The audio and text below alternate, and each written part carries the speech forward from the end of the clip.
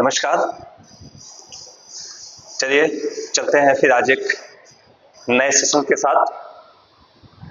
आज की class imagination के रूप में होने वाली है, यानी कल्पना को आज हम जानते हैं। बस एक सेकंड।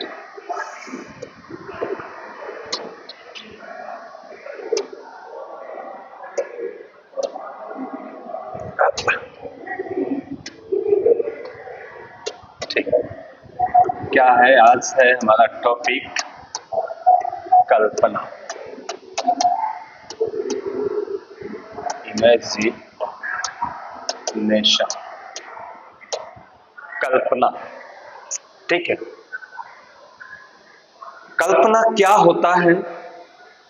दरअसल कल्पना को भी एक मानसिक प्रक्रिया माना जाता है कि ये एक मानसिक प्रक्रिया है। कल्पना एक मानसिक प्रक्रिया, यानी इसे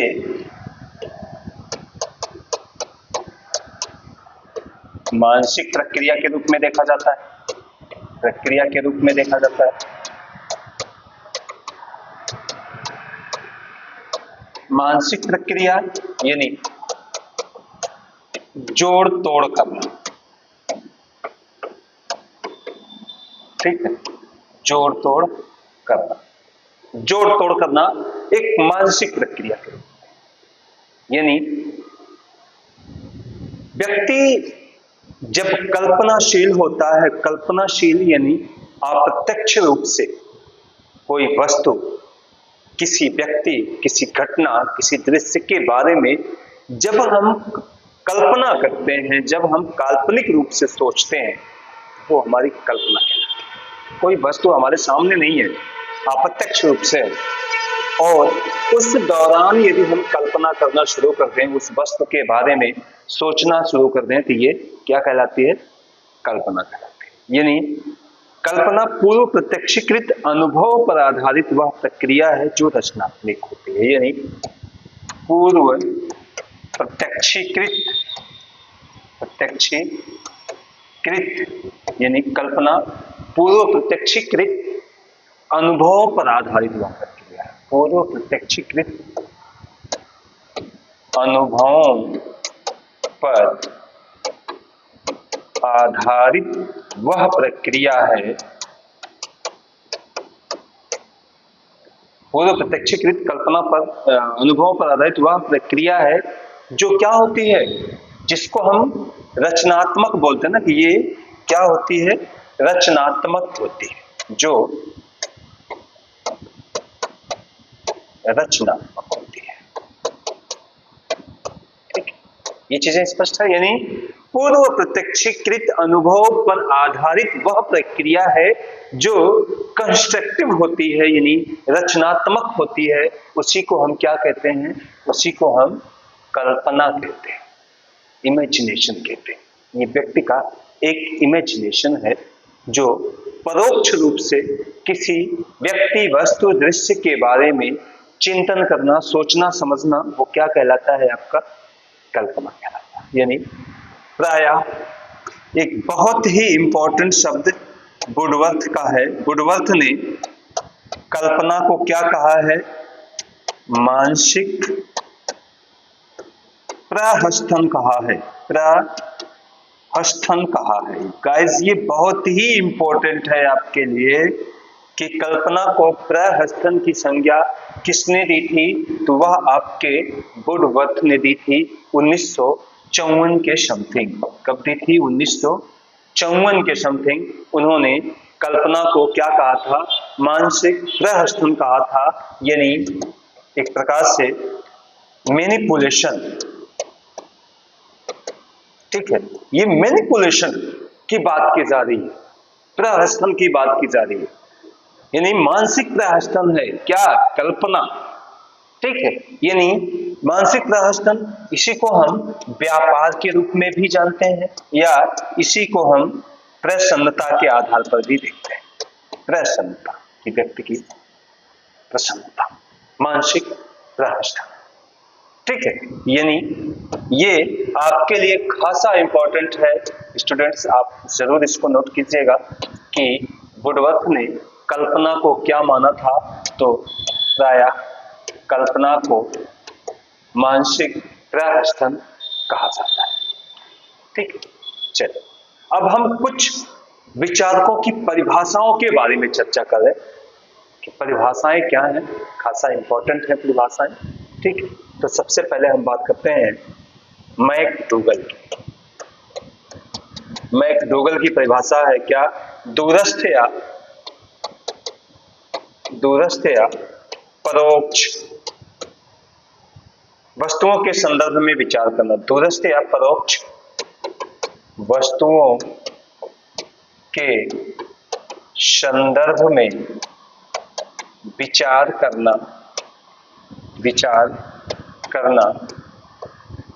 कल्पना कहलाता है। कल्पना कहलाता है।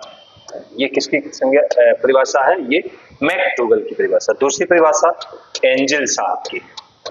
एंजल की परिभाषा क्या है? कल्पना वस्तुओं की चेतना है। कल्पना वस्तुओं की चेतना है। कल्पना वस्तुओं की क्या है? चेतना है, जो इंद्रियों के सम्मुख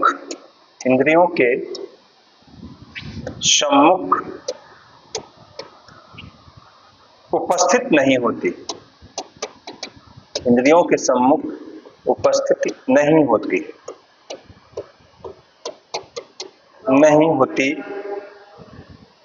सामान्य रूप से कल्पना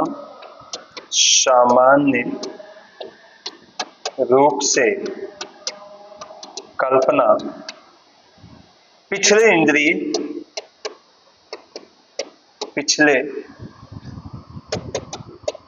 इंद्रिय उत्तेजनाओं का विचारात्मक पुनर्जागरण है।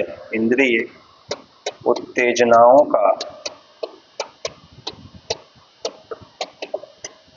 विचारात्मक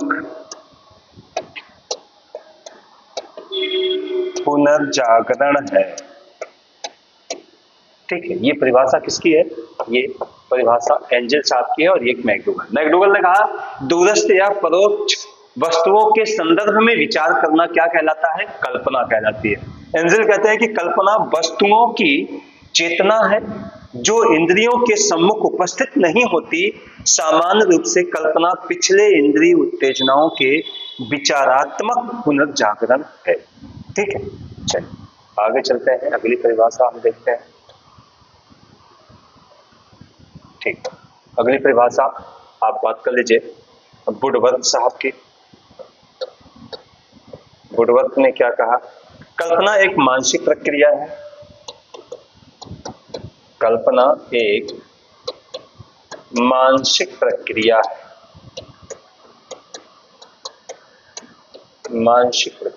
कल्पना एक मानसिक प्रक्रिया है जिसमें व्यक्ति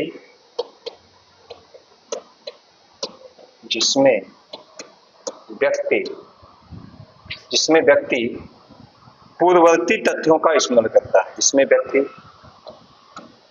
पूर्ववर्ती तथ्यों का स्मरण करता है।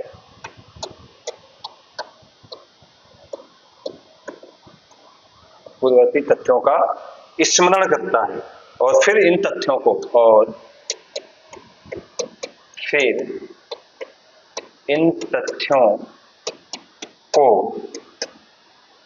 नवीन ढंग से प्रस्तुत करता है या व्यवस्थित करता है।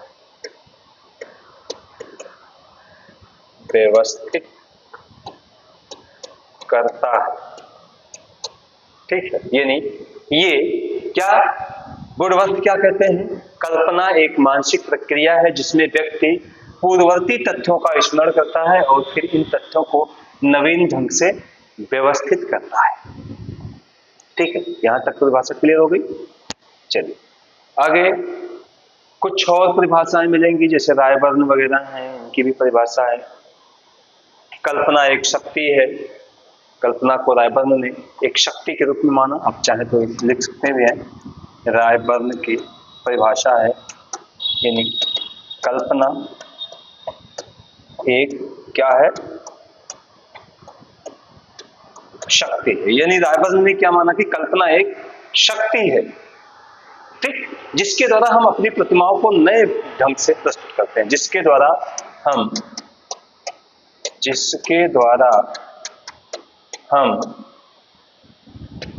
प्रतिमाओं को नए ढंग से प्रस्तुत करते हैं, नए ढंग से प्रस्तुत करते हैं, ठीक। यानी ये किसकी कथन है, ये रायबर्न साहब की। तो इस तरह से कुछ इंपॉर्टेंट परिभाषाएं।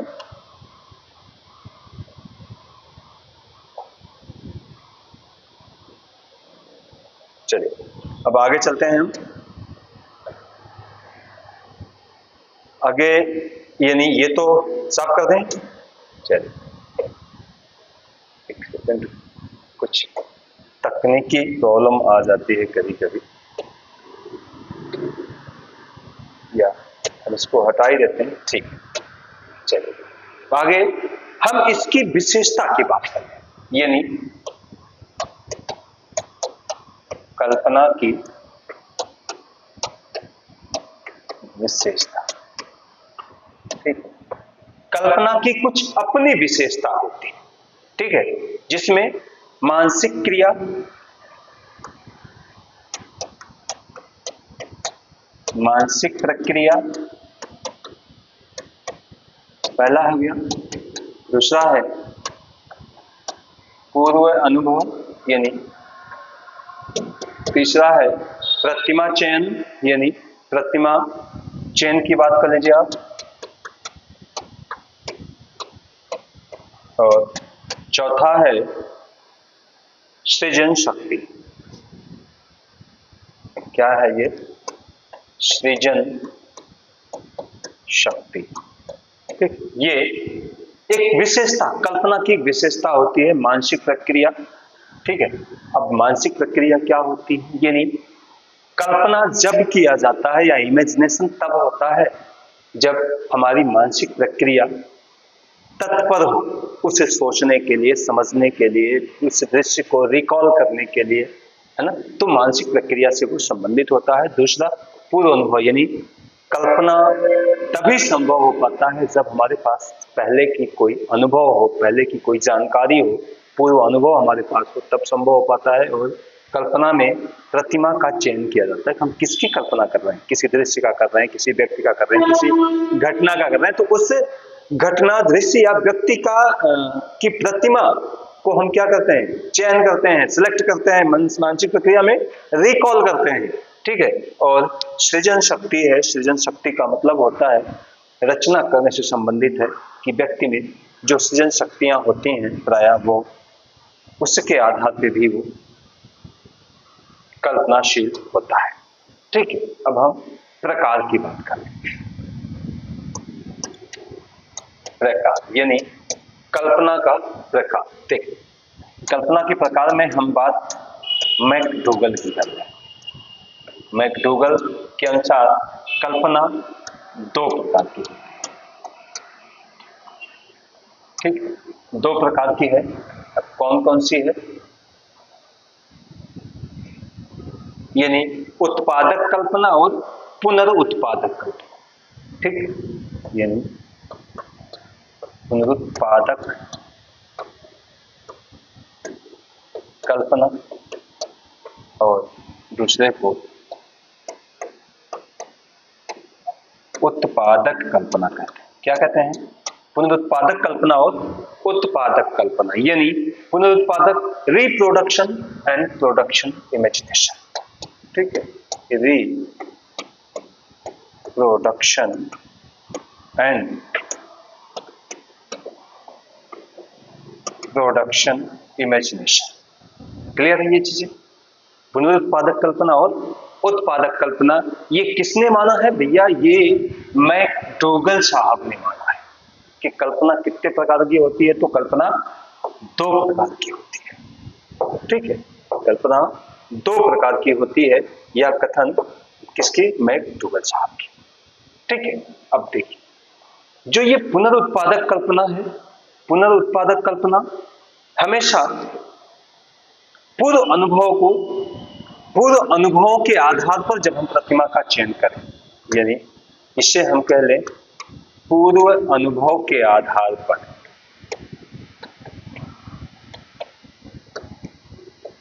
पूर्व अनुभव के आधार पर जब हम क्या करते हैं, कोई प्रतिमा अपने समक्ष लाते हैं, तो इसे पुनरुत्पादक कहते हैं। पूर्व अनुभव के आधार पर जब कोई प्रतिमा, दृश्य या चित्र या कोई घटना को हम अपने समक्ष लाते हैं, अपने समक्ष उपस्थित करते हैं, तो वो हमारा पुनरुत्पादक कल्पना कहलाता है। ठीक है।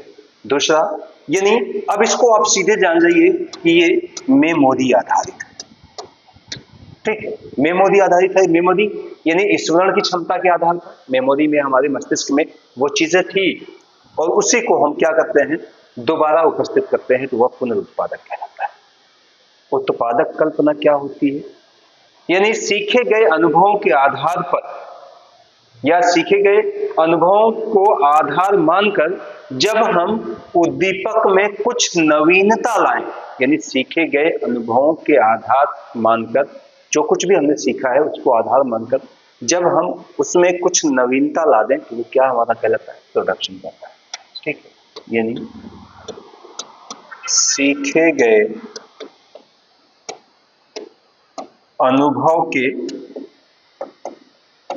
आधार पर, ठीक है, सीखे गए अनुभव के आधार पर जब हम कुछ उद्दीपकों में नवीनता उत्पन्न करते हैं, तो उसे क्या कहलाता है, कहते हैं उसे हम उत्पादक कल्पना कहते हैं। ठीक। चलिए, अब ये जो आपकी उत्पादक कल्पना है और जो पुनरुत्पादक कल्पना है, हम इसकी भी बात कर लें।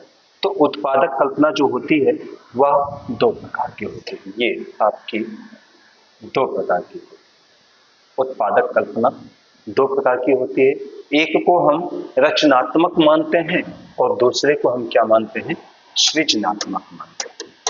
यानी एक रचनात्मक कल्पना है और दूसरा क्या है, सृजनात्मक। ठीक।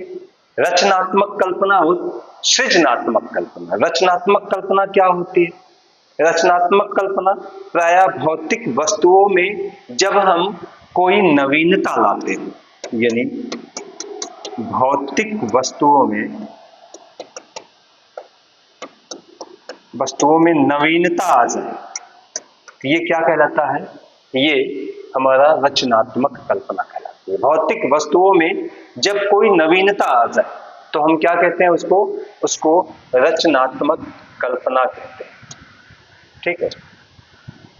कोई भौतिक वस्तु हो या कोई ऐसी वस्तु हो जिसमें कोई नवीनता आ जाए, वो हमारी जो है रचनात्मक कल्पना कहलाती है। सृजनात्मक कल्पना क्या होती है, सृजनात्मक कल्पना यानी एक प्रकार से स्वाभाविकता,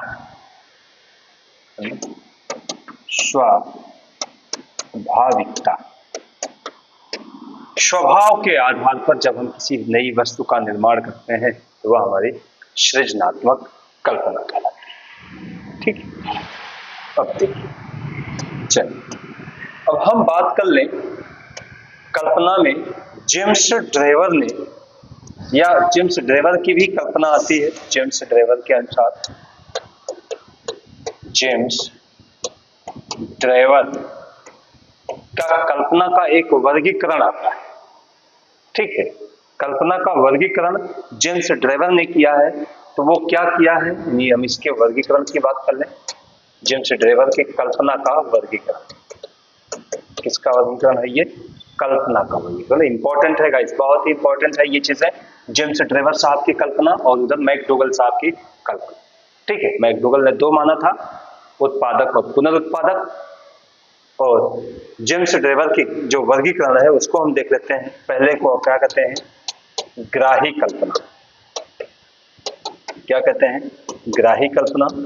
दूसरे को सृजनात्मक कल्पना कहते हैं। तीसरे को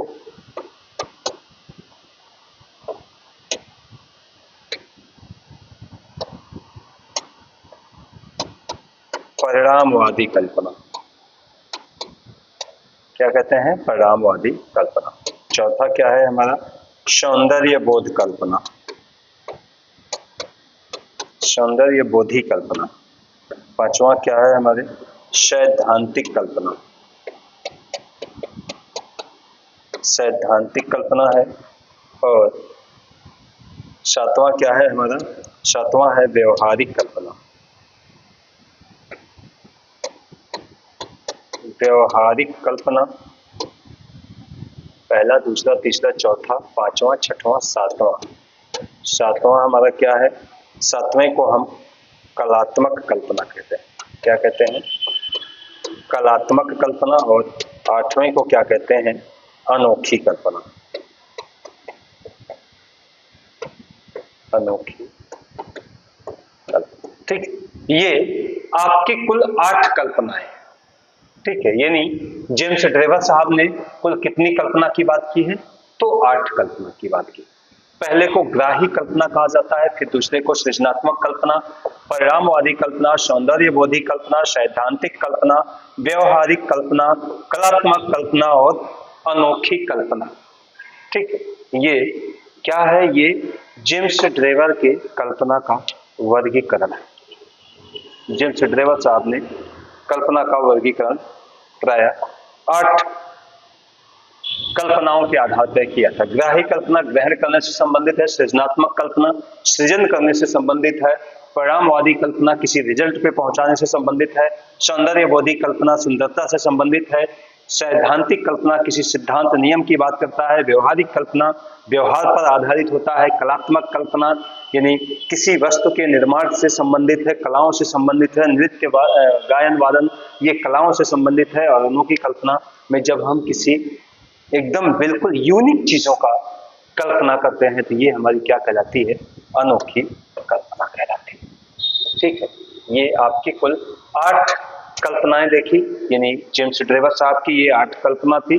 इसके बाद हम बात कर लें ड्रेवर साहब का जो वर्गीकरण है वो क्या है। ठीक है, इनके वर्गीकरण की हम बात कर लें। ड्रेवर साहब का वर्गीकरण यानी जेम्स ड्रेवर का वर्गीकरण। ठीक है, जेम्स ड्रेवर का वर्गीकरण में सबसे पहले पुनरुत्पादक कल्पना की बात कर लीजिए, पुनरुत्पादक कल्पना की। दूसरा उत्पादक कल्पना की, यानी ये पुनरुत्पादक कल्पना है और ये क्या है? उत्पादक कल्पना। ठीक है, यानी वही चीजें रिप्रोडक्शन और प्रोडक्शन की बात की जा रही है। ठीक है, अब उत्पादक कल्पना जो होती है वह 2 प्रकार की होती है। ये क्या होती है? 2 प्रकार की होती है। पहले कल्पना को हम क्या कहते हैं? आदनात्मक कल्पना। और ये जो होती है ये सृजनात्मक कल्पना। ठीक है, अब ये जो सृजनात्मक कल्पना होती है ये भी मुख्यतः 2 प्रकार की होती है। सृजनात्मक कल्पना को भी कार्य साधक कल्पना कहते हैं, कार्य साधक कल्पना। और ये आपका सौंदर्यात्मक कल्पना, सौंदर्यात्मक कल्पना। ठीक है, अब जो ये दोनों कार्य साधक भी 2 प्रकार के होते हैं। पहला है विचारात्मक कल्पना, कार्य साधक की हम बात कर रहे हैं, विचारात्मक कल्पना होता है और क्रियात्मक कल्पना होता है। ठीक है, और सौंदर्यात्मक कल्पना भी आपके 2 प्रकार के होते हैं। एक को हम क्या कहते हैं? कलात्मक कहते हैं और एक को मन तरंग कहते हैं, मन तरंग कल्पना। ठीक है, ये चीजें आपको देखने को मिलेगी। यानी अब देखिए जेम्स ड्रेवर का जो वर्गीकरण है उसमें पुनरुत्पादक कल्पना, यानी जेम्स ड्रेवर की पहले जो कल्पना 2 रूप में, पुनरुत्पादक कल्पना और उत्पादक कल्पना। फिर जो उत्पादक कल्पना है वह 2 रूपों में होता है। एक को हम क्या कहते हैं? आदनात्मक कल्पना कहते हैं और दूसरे को सृजनात्मक कल्पना कहते हैं। ठीक है, थोड़ा सा आप देखते भी चलिए कि ये जो आदनात्मक कल्पना है ये क्या होती है या सृजनात्मक कल्पना क्या होती है। आदनात्मक कल्पना जब बालक जब दूसरे के कथन या कल्पना के आधार पर कल्पना करता है, यानी जब किसी व्यक्ति के कथन के आधार पर हम कल्पना करते हैं, किसी व्यक्ति के कल्पना के आधार पर जब हम कल्पना करते हैं, वह क्या कहलाता है? हमारा आदनात्मक कल्पना कहलाता है। दूसरा सृजनात्मक कल्पना। सृजनात्मक कल्पना सृजन करने से संबंधित है, यानी नई वस्तुओं का निर्माण करने से संबंधित है, उसे सृजनात्मक कल्पना कहते हैं। ठीक है। इसके बाद कार्य साधक कल्पना आता है, यानी कार्य साधक कल्पना के आधार पर अगर देखा जाए तो ये जटिल समस्याओं के समाधान के लिए होता है। कोई जटिल ऐसा कार्य हो, उसके समाधान के लिए जब हम कल्पनाशील होते हैं तो वह कार्य साधक कल्पना कहलाता है। और सौंदर्यात्मक कल्पना, जब हम किसी के सौंदर्य बोध की कल्पना करें या सुंदरता की कल्पना करें तो वह सौंदर्यात्मक कल्पना कहलाता है।